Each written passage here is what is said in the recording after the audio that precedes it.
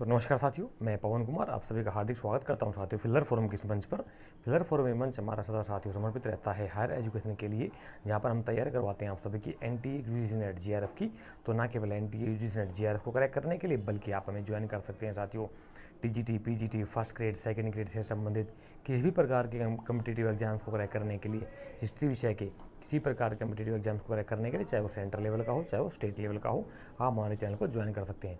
Join करने के लिए टेलीग्राम के नीचे वीडियो के नीचे जाइए, डिस्क्रिप्शन बॉक्स में, वहाँ पर आपको चैनल का लिंक मिल जाएगा, वेबसाइट का भी, ऐप का भी। तो दोनों ही माध्यम से आप हमें ज्वाइन कर सकते हैं। मिनिमम टेलीग्राम चैनल को जरूर ज्वाइन कर लीजिए साथियों, वहाँ पर मैं खुद अपडेट्स डालता रहता हूँ। कल भी मैंने बहुत सारे अपडेट्स, नोट्स वगैरह डाले हैं, MCQ वगैरह डाले हैं हमारे एग्जाम के पॉइंट ऑफ व्यू से जो इंपॉर्टेंट चीज़ें होती है वो मैं हमेशा वहाँ पोस्ट करता रहता हूँ। आप मिनिमम 10 मिनट के लिए जरूर देखा करो, सुबह या शाम जैसे भी आपको समय मिलता है। दिन में 2 बार, एक बार टाइम सुबह के टाइम पे, एक बार शाम के टाइम पे जरूर देख लिया करो। बस ज़्यादा समय नहीं, 5 या 10 मिनट के लिए देख लिया करो। उससे सारा कंटेंट आप इजीली एक्सेस कर सकते हो वहाँ से, और अपनी तैयारी को आप स्ट्रॉन्गफुली बना सकते हो जीआरएफ क्रैक करने के लिए। ठीक है, तो आज हम जरा देखते हैं अपने क्लास के अंदर चलते हैं कि हमारी क्लास में क्या साथियों। आज का हमारा जो टॉपिक है वो है वर्ल्ड वार 2 के बाद और भारत। वर्ल्ड वार 2 के बाद का भारत के अंदर क्या चल रहा था। वर्ल्ड वार तक हम पढ़ चुके थे इससे पहले वाले वीडियो के अंदर साथियों। असहयोग आंदोलन 1942 का और उसके समकालीन जितनी भी घटनाएं घटी थी वो सारी हम देख चुके थे। अब हम 1943 से लेकर के 1945-46 के अराउंड जो चलेगा, राजनीतिक घटनाएं चलेगी, जो घटना चक्कर चलेगा, उन सब चीज़ों के ऊपर 1 बाय 1 करके डिस्कशन करेंगे प्रॉपर तरीके से कि वो कौन कौन से तत्व थे, वो कौन कौन सी घटनाएं थी जिन्होंने कि भारतीय आज़ादी के अंदर अपना बहुत बड़ा सहयोग दिया एट द प्रेजेंट टाइम में। वैसे सबको पता है कि आंदोलन बहुत पहले से चला आ रहा था आज़ादी का, लेकिन अब लास्ट मोमेंट पे हमारा चल रहा है, 46 तक हम चल रहे हैं, 47 में आज़ादी मिल जाती है हमें। ठीक है, तो वहाँ तक हम ज़रा देखेंगे। तो क्या हुआ था साथियों, भारत छोड़ो आंदोलन 1943 के अंदर आते आते कमज़ोर पड़ने लगा था, क्योंकि सरकार का रवैया बहुत सख्त था। दमन कर दिया सरकार ने। 90 अगस्त 1942 में भारत छोड़ो आंदोलन की शुरुआत हुई थी साथियों, और अगस्त और उसके बाद 1942 के एंड में और 43 के स्टार्टिंग के कुछ महीनों तक आते आते ये आंदोलन शिथिल पड़ गया था, क्योंकि मेन नेता जो उसके पहले ही गिरफ्तार कर लिए गए थे। 8 अगस्त को आंदोलन शुरू हुआ, 9 अगस्त को रेड मार करके ब्रिटिशर्स ने सारे लीडर्स को, गांधी समेत सभी को अरेस्ट कर लिया। तो लीड करने के लिए वो लोग, कोई बचा नहीं था आंदोलन को, तो सुभाष चंद्र बोस ने अपने जैसे भी हो सका उनसे उन्होंने लीड किया था, और लोगों ने, लोकल छोटे छोटे नेताओं ने आंदोलन को लीड करके आंदोलन को फैलाया था। तो आगे क्या होता है, तो 43 के अंदर भारत छोड़ो आंदोलन कमजोर होता है और ध्रुवी राष्ट्रों का पतन होता है साथियों 1945 के अंत में। अगस्त 1945 तक ध्रुवी राष्ट्र को पतन होता है। ध्रुवी राष्ट्र बोले तो एक्सिस पावर बोले तो जापान, जर्मनी और इटली, ये 3 एक्सिस पावर्स होती हैं। और इसके अलावा जो सोवियत संघ होता है आपका, USA और UK, इंग्लैंड वगैरह, ये जो पूंजीवादी देश होते हैं ये मित्र राष्ट्र कहलाते हैं, और एक तरफ ध्रुवी राष्ट्र होते हैं। तो ध्रुवी राष्ट्र और मित्र राष्ट्रों के बीच में ये युद्ध होता है, वर्ल्ड वार 2 होता है। इसमें जब अगस्त, मैंने बताया था आपको लास्ट टाइम अभी, 6 अगस्त 1945 और 9 अगस्त 1945 को अमेरिका परमाणु बम डाल देता है जापान के हिरोशिमा और नागासाकी के ऊपर, है। और पूरे लिटिल बॉय और फैट मैन नाम के 2 परमाणु बम डाले जाते हैं, और पूरे शहर जो तबाह हो जाते हैं, वहाँ पे हजारों लाखों लोग मारे जाते हैं उसके अंदर। और रेडिएशन इतनी ज़्यादा फैलती है कि आज भी वहाँ पर अपंग संतानें पैदा होती हैं। रेडिएशन का इतना बुरा इफेक्ट होता है कि इतने सालों के बाद भी, लगभग आप लगा लीजिए आइडिया कि 55 + 20 75, मोर देन 75-77 अराउंड साल हो चुके हैं आज तक उस घटना को, लेकिन आज भी वहाँ की संतानें, बच्चे जो है वो कई बार अपंग पैदा हो जाते हैं। क्यों? क्योंकि generation to generation radiation transfer हो रही है उनके अंदर, जीन के ऊपर उनके बहुत ज़्यादा डिफेक्ट डाला इस रेडिएशन ने, इस परमाणु बम ने। हालांकि बाद में उन्होंने सॉरी भी मांगी अमेरिका वालों ने चीज़ को लेकर के, लेकिन जब तक तो जापान ख़त्म कर चुका था। और जापान ने जैसे वो परमाणु बम डले, बिना किसी शर्त के जापान ने सरेंडर कर दिया था। नहीं तो जापान जो रुकने का नाम ले रहा था, जापान ने साउथ एशिया और ईस्ट साउथ एशिया को बहुत बड़े भू क्षेत्रों पर कब्जा कर लिया था। और इंडिया के ऊपर भी डर सताने लगा था। इंडिया के लोगों को भी, ब्रिटिश के लोगों को, ब्रिटिश सरकार को डर था कि कहीं इंडिया के ऊपर भी हमला ना कर दे जापान। तो ये मामला चला था। ध्रुव राष्ट्र को पतन हो जाता है, सेकेंड वर्ल्ड वार यहाँ पे खत्म हो जाता है। हिटलर कर लेता है सुसाइड, बताते हैं हिटलर सुसाइड कर लेता है। अब पता नहीं सुसाइड की थी या नहीं की, तो उसकी डेड बॉडी किसी ने देखी नहीं, ना ही किसी को मिली उसकी डेड बॉडी। अच्छा, अब इंडिया के अंदर क्या आता है, राष्ट्रीय विप्लव। अब क्या होता है कि यहाँ तक आते आते 43 से 45 के बीच में इंडिया के अंदर कोई खास आंदोलन नहीं हो पाता है, लेकिन 45 का आते आते महंगाई इतनी ज़्यादा बढ़ जाती है, मुद्रास्फीति बढ़ जाती है, और 43 का बंगाल का जो अकाल होता है उससे बहुत ज़्यादा हालत ख़राब हो जाती है तो पूरे देश की। ठीक है, तो लोग उत्तेजित हो जाते हैं, लोग आक्रोशित हो जाते हैं, और 45 के बाद वो आंदोलन करना शुरू कर देते हैं धीरे धीरे करके।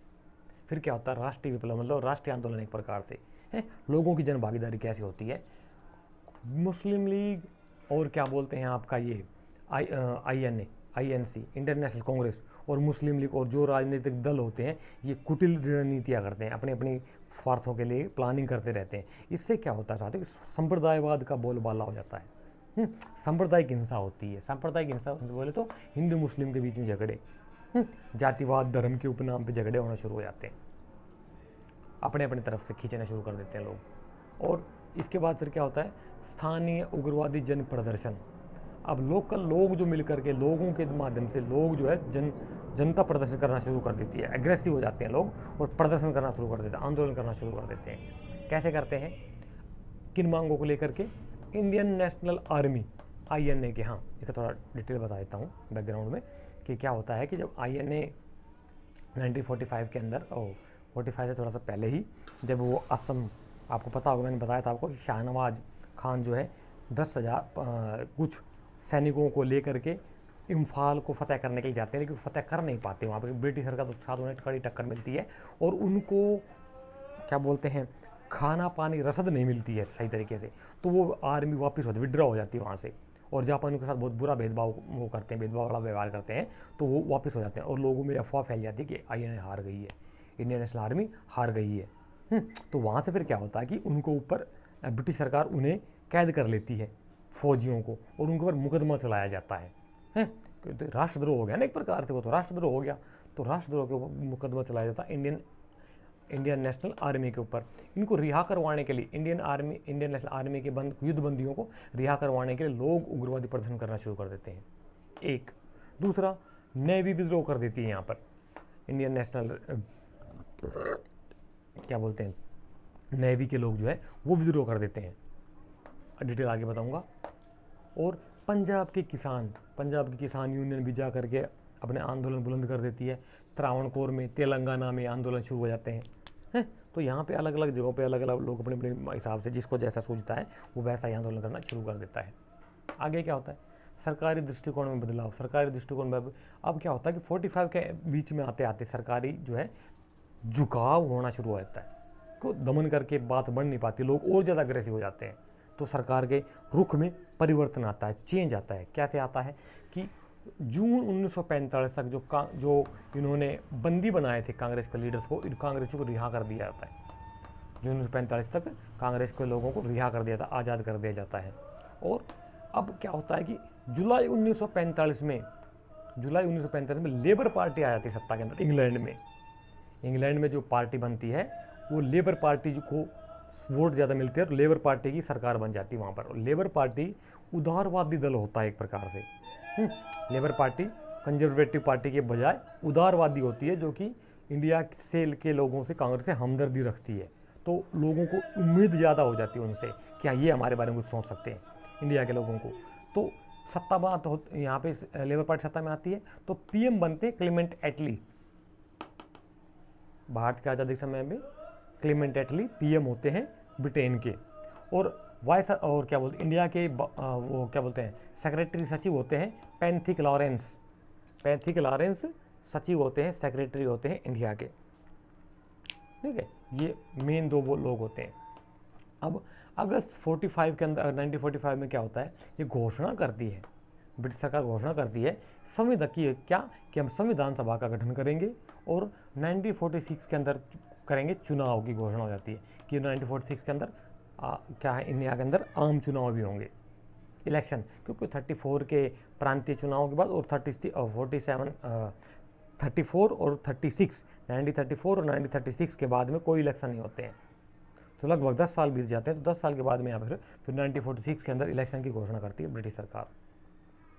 ठीक है, अब लोगों के अंदर प्रतिक्रिया क्या होती है, INA के ऊपर मुकदमा, Indian national army, Azad Hind फौज के जो युद्ध बंदियों को लेकर के आते हैं, उनके ऊपर जब मुकदमा चलाया जाता है तो लोगों का तो रोष बढ़ जाता है कि उन्होंने तो देश की आज़ादी के लिए काम किया, इन्हीं के ऊपर मुकदमा अगर करोगे तो कैसे बात बनेगी। लोगों के अंदर रोष हो जाता है। फिर जन प्रतिक्रिया होती है, लोग अपनी प्रतिक्रिया देना शुरू कर देते हैं। कांग्रेस और क्या बोलते हैं INA के लिए बचाव समिति का गठन करती है। कांग्रेस क्या करती है, इंडियन नेशनल आर्मी के लिए एक बचाव समिति, सेफ्टी के लिए कमेटी का गठन करती है, जिसमें कुछ वकील भी होते हैं। तो ज़रा बताइए, उस कमेटी के अंदर वकील होते हैं कुछ, जिनमें से तेज बहादुर सप्रू होते हैं और आपका पंडित जवाहरलाल नेहरू होते हैं, आसिफ अली होते हैं और भी कई लोग होते हैं।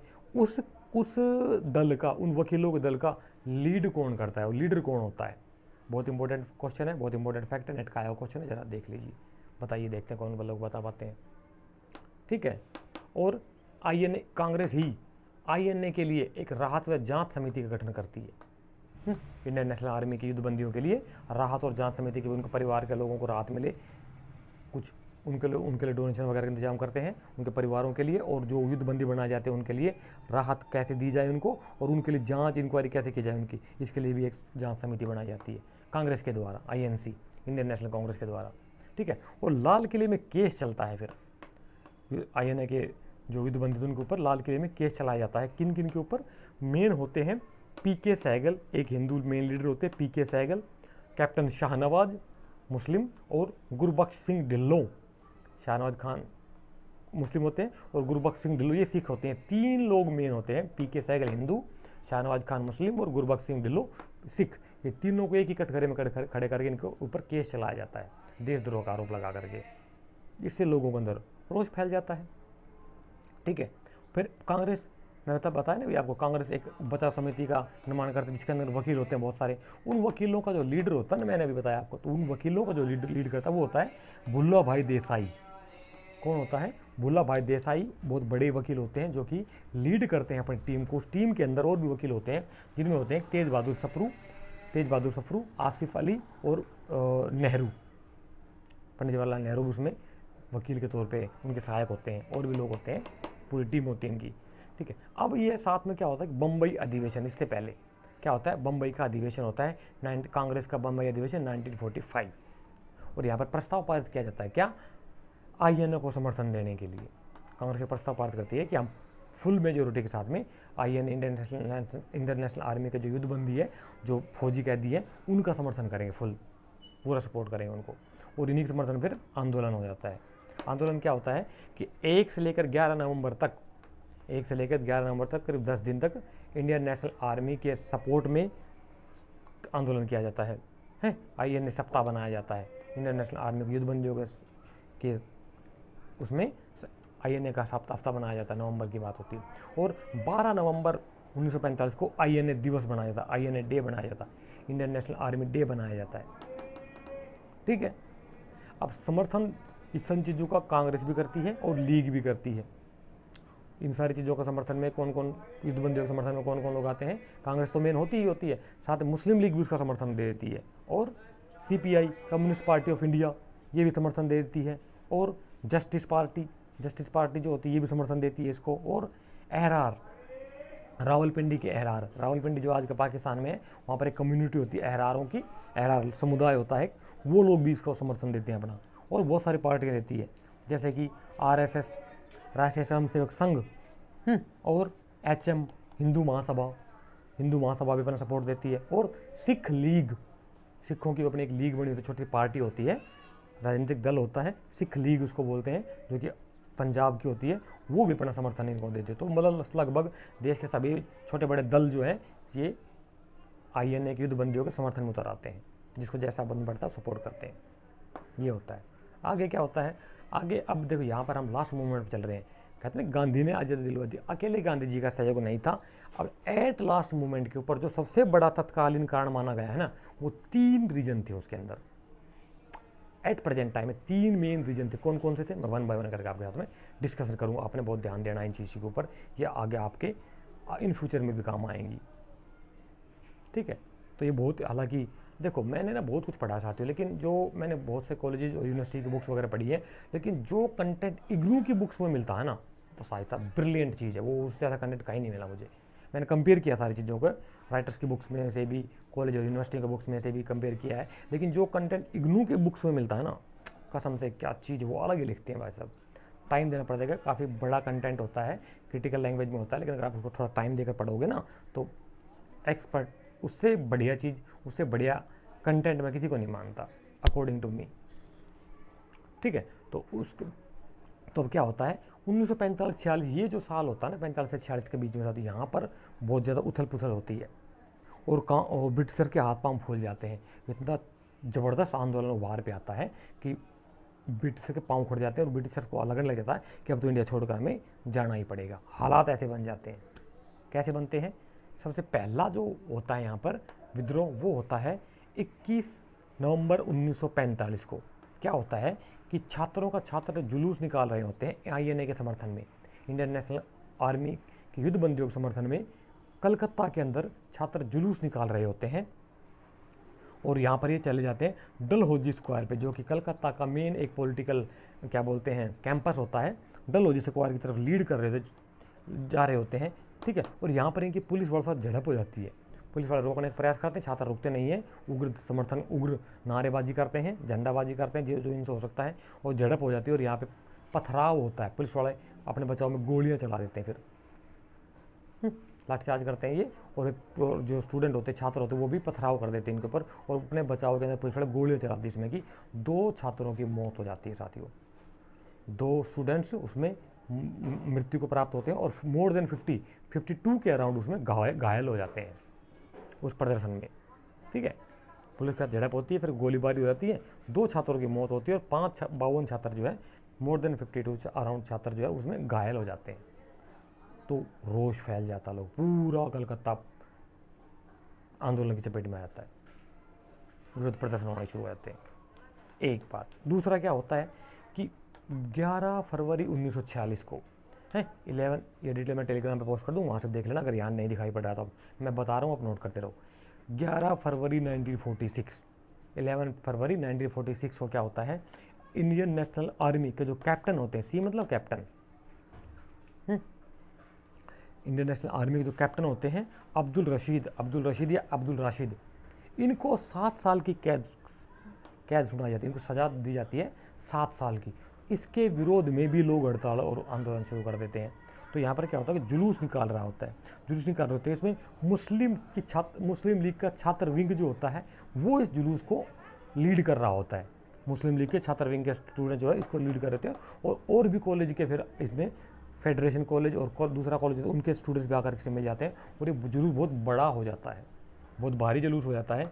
और यहाँ पर इंडियन नेशनल कांग्रेस और CPI, communist party of India भी इसके समर्थन देती है। इंडियन नेशनल कांग्रेस और कम्युनिस्ट पार्टी ऑफ इंडिया भी समर्थन देती है। तो ये धर्मतला स्ट्रीट के अंदर कुछ आंदोलनकारियों को गिरफ्तार कर लेते पुलिस वाले, वहाँ से हंगामा शुरू हो जाता है, और यहाँ पर फिर लाठीचार्ज कर दिया जाता है, और यहाँ पर पत्थरबाजी होती है, लाठीचार्ज होता है। तो ये एक बहुत बड़ा कारण होता है पूरे क्या बोलते हैं ईस्ट नॉर्थ भारत के अंदर, पूरी भारत के अंदर इस आंदोलन को फैलने में। 2 हो गई, 2 कारण मैंने आपको बता दिया। तीसरा कारण होता है मिलिट्री का, नेवी का। ठीक है, तो ये हमारा इस तरफ का चैप्टर साथ पूरा हो गया है। 2 चीज़ें मैंने बता दी, तीसरी चीज़ के बारे में अभी हम डिस्कशन करेंगे। 2 मिनट का ब्रेक लेते हैं, थोड़ा पानी लेते हैं, फिर आगे आकर के डिस्कशन करेंगे इसके ऊपर।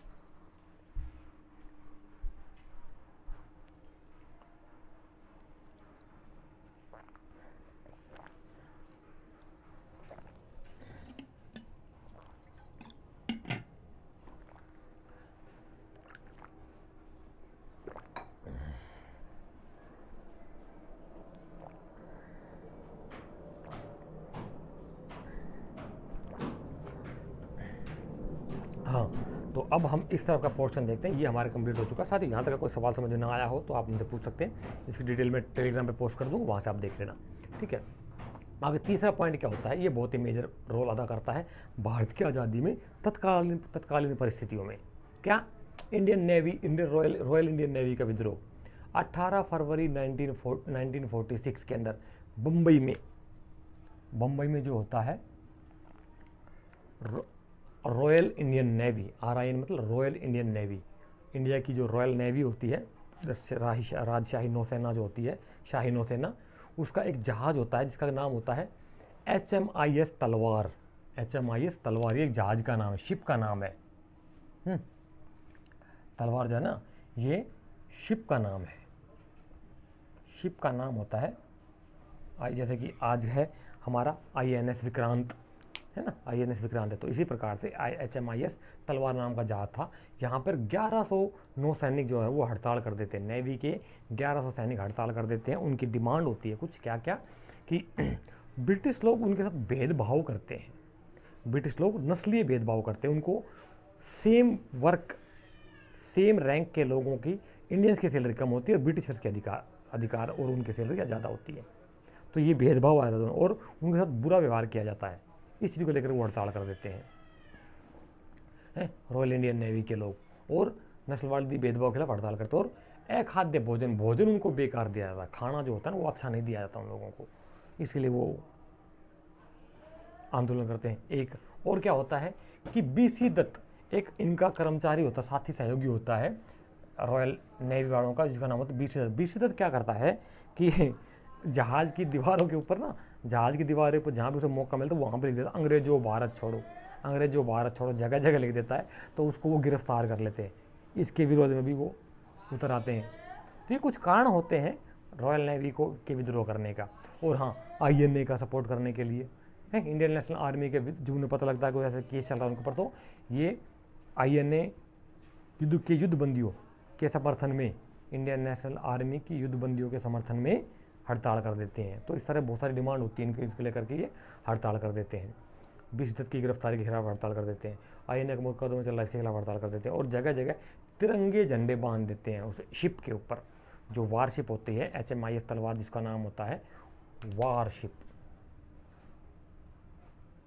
वारशिप लड़ाकू जहाज, पानी का जहाज जो होता है उसका बोलते नाम होता है HMIS तलवार। उसके जगह जगह तिरंगे झंडे बांध देते हैं। और फिर कैसल, और इनके सपोर्ट में कौन आता है फिर, कैसल और फोर्ट बैरक के लोग भी इनके साथ मिलकर के हड़ताल शुरू कर देते हैं। और ये फिर जहाँ जहाँ खबर फैलती है, नेवी की जितनी भी बटालियंस हो, जहाँ जहाँ पर नेवी की तैनाती होती है, सारी नेवी के ऊपर वो खबर फैल जाती है। और यहाँ पर एक अफवाह उड़ती है क्या कि दूसरों लोगों को ये अफवाह उड़ जाती है कि जो नेवी के HMIS तलवार के जो लोग थे उनके ऊपर ब्रिटिशर्स की रॉयल एयरफोर्स ने बमबारी कर दी और उसमें बहुत सारे सैनिक मारे गए। अफवाह होती है और लेकिन पता नहीं किसने अफवाह उड़ा दी थी। तो सारे नेवी के लोग जहाँ जहाँ उनके शिप्स होते हैं पूरे देश में, जहाँ जहाँ उनके उपनिवेश होते हैं, सब जगह हड़तालें शुरू हो जाती है। आगे क्या होता है, ये हो जाते हैं। दूसरा होता है जहाज का नाम HMIS हिंदुस्तान, ये HMIS तलवार होता है, ये HMIS हिंदुस्तान होता है। यहाँ के लोग भी हड़ताल कर देते हैं। और जहाँ जहाँ इनकी शिप होती है, जहाँ जहाँ इनके बेड़े होते हैं, जैसे कि मद्रास में, विशाखापत्तनम, कलकत्ता, दिल्ली, कोचीन, जामनगर गुजरात में, और बहरीन बोले तो आज का ईरान की तरफ चले जाइए आप, और अदन की खाड़ी, यहाँ तक भी के लोग जो है सब जहाँ जहाँ इनको खबर मिलती है सब लोग सांकेतिक रूप से हड़ताल कर देते हैं ब्रिटिशर्स के खिलाफ। तब ब्रिटिशर्स का बिल्कुल डामाडोल हो जाता है, उन्हें लगता है कि अब तो हिंदुस्तान को छोड़ना ही पड़ेगा। और क्या होता है फिर आगे, हड़ताल कर देते हैं अदन खाड़ी, और रॉयल एयरफोर्स भी हड़ताल कर देती है। यहाँ पे आग में घी डाल जाता है यहाँ पे, क्या, royal air force, Indian air force, royal Indian air force, शाही एयरफोर्स कह सकते हैं आपकी, शाही वायुसेना है, इंडिया की शाही वायुसेना, रॉयल इंडियन एयरफोर्स जो है ये भी हड़ताल कर देती है जब इन्हें पता लगता है तो। और पटेल और जिन्ना, सरदार वल्लभ भाई पटेल और क्या बोलते हैं मोहम्मद अली जिन्ना, यहाँ पर सभी जवानों से शांति की अपील करते हैं कि आत्मसमर्पण कर दो, किसी के ऊपर कोई मुकदमा नहीं चलाया जाएगा, हम जिम्मेदारी लेते हैं। मुस्लिम लीग की तरफ से मोहम्मद अली जिन्ना, और क्या बोलते हैं ये कांग्रेस की तरफ से सरदार वल्लभ भाई पटेल, ये दोनों समर्थन करते हैं, दोनों ही शांति का अपील करते हैं फौजियों से, नेवी से, और इन जो भी हड़ताल करते हैं कर्मचारी, इन सभी कर्मचारियों से कि भाई आप आत्मसमर्पण कर दो, आप उकसाओ मत, हिंसा मत करो। तो गांधी जी के चेले होते हैं सारे कि हिंसा मत करो और शांति के साथ करो, लेकिन ये मानते नहीं है। और ये सबसे मेजर तत्कालीन कारणों में सबसे बड़ा कारण होता है इंडिया की आज़ादी में नेवी की म्यूटिनी ऑफ एयरफोर्स कह लो, नेवी कह लो, आर्मी कह लो, है, सभी का ही सहयोग होता है समान रूप से इस आंदोलन में, क्योंकि मानते नहीं है शांति के अपील को। ये आगे क्या होता है कि फिर 1 दिसंबर 1946 के अंदर 1946 में INA के ऊपर जो मुकदमा चल रहा होता है, इंडियन नेशनल आर्मी के ऊपर जो मुकदमा चल रहा होता है, उसको सभी साधारण लोगों को छोड़ दिया जाता है। केवल उन लोगों पर मुकदमा चलाया जाता है जिन्होंने जो कि क्रूर हिंसा में शामिल होते हैं, केवल उन्हीं को ही सजाएं दी जाती है कि उन्हीं के ऊपर मुकदमा चला के देंगे। बाकी जो नॉर्मल सिपाही गिरफ्तार किए जाते हैं उन सभी को छोड़ना पड़ता है। ब्रिटिशर छोड़ देते हैं उनको, क्योंकि प्रेशर इतना आ जाता है इनके ऊपर। और जनवरी 1947 से फिर आगे क्या कहते हैं कि जनवरी 1947 से पहले जो भी सज़ा दी गई है वो सभी को, कैदियों को माफ़ कर दिया था। सभी लोगों की सजाएं समाप्त कर दिया था, माफ़ कर दिया था, उन्हें रिहा कर दिया था, छोड़ दिया जाता है। चारों तरफ से प्रेशर इतना इनके ऊपर आ जाता है, मरता क्या नहीं करता, तो ये करना पड़ता है इन्हें। और फरवरी 1947 है ये, फरवरी 1947 तक इंडो चाइना के अंदर जो भी लोग फंसे होते हैं, हमारे सैनिक जा रहे होते हैं युद्ध के अंदर ब्रिटिशर्स की तरफ से वर्ल्ड वार 2 में, जिनको भाग लेने के लिए भेजा जाता है, उन सभी को वापस बुला लिया जाता है। फरवरी 1947 तक इंडिया में, चाइना में और इंडोनेशिया की तरफ, मलेशिया की तरफ जो इंडिया के लोग सिपाही जो भेजे जाते हैं उन सभी को विड्रा कर लिया जाता है, वापस बुला लिया जाता है, सेना वापस बुला ली जाती है। ये कर लिया था सारी चीज़ें। आगे क्या होता है, 1946 के अंदर फिर चुनाव हो जाते हैं। यहाँ पे 1946 के जो चुनाव होते हैं उनके रिजल्ट क्या आते हैं कि कांग्रेस को गैर मुस्लिमों के 91% वोट मिलते हैं। कांग्रेस को गैर मुस्लिमों को 91% वोट मिलते हैं। इसका मतलब कांग्रेस सबसे बड़ी पार्टी बन के उभरती है। और आगे क्या होता है, और सेंट्रल असेंबली की 102 सीटों में से 57 सीटें इन्हें मिलती है। 57 सीटों में 102 सीटों में से 57 सीटों के ऊपर कांग्रेस जीत जाती है। सेंट्रल असेंबली की सीटें मिलती है। केंद्रीय व्यवस्थापिका, आज का लोकसभा जिसको कह सकते हैं आप, उसकी 102 में से 57 सीटों पर कांग्रेस जीत जाती है। यानी कि कांग्रेस सरकार बना सकती है, क्यों मेजोरिटी आती है। 107 में आधे 50% चाहिए होती है, इनको 50% ज़्यादा वोट सीटें मिलती है तो ये सरकार बना सकती है। और इनको बहुमत मिलता है, 6 प्रांतों से ज़्यादा प्रांतों में इनको बहुमत मिलता है। और सीमांत प्रांत और असम में भी बाद में इन्हीं की दूसरी दलों से गठबंधन करके इनकी सरकार बनती है। सीमांत प्रांत बोल तो आज का सिंध बलूचिस्तान और असम नॉर्थ ईस्ट में। लीग को, मुस्लिम लीग को क्या होता है, मुस्लिम लीग को मुस्लिम्स के, ध्यान दीजिए, ऑल ओवर नहीं है, मुस्लिम लोगों के 86% 1% वोट मिलते हैं। 86.6% वोट मिलते हैं मुस्लिम्स के, मुस्लिम लीग को, ठीक है। और 30 रिजर्व सीटें मिलती है इनको केंद्र व्यवस्थापिका में। सेंट्रल असेंबली की 30 सीटें इनके लिए रिजर्व रखी है। जब ओबीसी बात जा रही है, जिनके लिए रिजर्व रखी है तो बंदे उन्हीं के लड़ेंगे इलेक्शन, और जो वही लड़ेंगे तो वही जीतेंगे। जब ऑप्शन ही नहीं होगा तो बंदा, सीधी बात, उन्हीं के ऊपर वोटिंग की जाएगी। तो 30 सीटें मुस्लिम लीग यहाँ से जीतने में सफल हो जाती है सेंट्रल असेंबली में, केंद्र व्यवस्थापिका में, बोले तो आज की लोकसभा कह सकते हैं आप इन्हें, ठीक है। और बंगाल और सिंध में इनकी सरकार बन जाती है। बंगाल और सिंध में इनको बहुमत मिलता है। आज का बंगाल क्योंकि मुस्लिम मेजोरिटी होती है, और सिंध आज का जो पाकिस्तान के अंदर सिंध प्रांत है वहाँ पर मुस्लिम मेजोरिटी होने के कारण इनको सीटें और क्या होती है, मेजोरिटी बहुमत मिलता है। और यहाँ पर सांप्रदायिक मत डलते हैं साथियों। हिंदू जो है कांग्रेस की तरफ झुकाव होता है, मुस्लिम्स का झुकाव मुस्लिम लीग की तरफ होता है। तो सांप्रदायिक चुनाव होता है एक प्रकार से। पृथक निर्वाचन होता है, अलग अलग इलेक्शन होता है। सीमित मताधिकार का प्रयोग किया जाता है, सभी को वोट देने का अधिकार नहीं होता है। सेंट्रल लेवल के ऊपर क्या बोलते हैं, प्रांतों के ऊपर केवल 10% लोग अपना वोटिंग का राइट देते हैं, वोट करते हैं प्रांतों की व्यवस्थापिकाओं में। और सेंट्रल असेंबली के लिए सिर्फ 1% लोगों को लोग वोट करते हैं। सेंट्रल असेंबली में कितने लोग वोट करते हैं, 1%। और केंद्र व्यवस्थापिकाओं में 10% लोगों को वोट देने का अधिकार होता है। और उसी से ये चीज़ें फिर सारी निकल करके आती है, इनको इतना वोट मिलता है, इनको इतना मिलता है, ठीक है। तो ये हमारा चैप्टर क्लियर होता है यहाँ पर। अब हमारा इसमें एक चीज़ बढ़ती है आपने, वो आप खुद पढ़ लेना, मैंने सारा कुछ करवा दिया यहाँ पे, ये सारा जो था पूरा करा दिया मैंने, ठीक है। यहाँ तक हमारा चैप्टर ख़त्म हो जाता है। तो यहाँ तक का कोई सवाल आप लोगों को ना समझ में आया हो तो आप हमसे पूछ सकते हैं। इसमें थोड़ा काफ़ी लंबा चैप्टर है, क्वेश्चंस बहुत ज़्यादा बनते हैं यहाँ से, इसलिए इसमें समय लगता है। ये फंडा क्लियर करवाना जरूरी, इसीलिए मेरा जो है फोकस थ्योरी के ऊपर ज़्यादा होता है, एक्सप्लेनेशन के ऊपर ज़्यादा होता है। क्योंकि सवाल इसे ऐसे ही आते हैं आजकल, कॉन्सेप्ट बेस आते हैं, फैक्ट्स के सवाल कम आते हैं लेकिन कॉन्सेप्ट से रिलेटेड होते हैं। वो फैक्ट्स होते हैं लेकिन कॉन्सेप्ट से रिलेटेड होते हैं। जब तक आपका कॉन्सेप्ट क्लियर नहीं होगा, चैप्टर क्लियर नहीं होगा, टॉपिक क्लियर नहीं होगा, आप क्वेश्चन को सॉल्व नहीं कर सकते। ध्यान दीजिए, 5-7 साल पहले का पैटर्न, आज का पैटर्न बहुत ज़्यादा फ़र्क आ गया है। यकीन नहीं है, PYQ उठा के देख लो, पता लग जाएगा 5 साल के पहले PYQ में क्या था और लास्ट ईयर का जो PYQ है उसमें कैसे क्वेश्चन है, दोनों कंपेयर कर लो, आपको पता लग जाएगा। ठीक है, तो नेक्स्ट वीडियो में फिर आपसे मुलाकात होगी नई वीडियो के साथ में, नए टॉपिक के साथ में। ठीक है, जब तक आप अपनी स्टडी में लगे रहिए साथियों, स्टडी का टाइम बढ़ा दीजिए, MCQ लगाना शुरू कर दीजिए फर्स्ट और सेकंड दोनों के लिए। ठीक है, और अपना रिवीजन स्टार्ट कर दीजिए। नेक्स्ट वीडियो में फिर मुलाकात होगी, तब तक के लिए थैंक यू सो मच, आपसे बहुत बहुत धन्यवाद। Thank you so much. जय हिंद और जय भारत।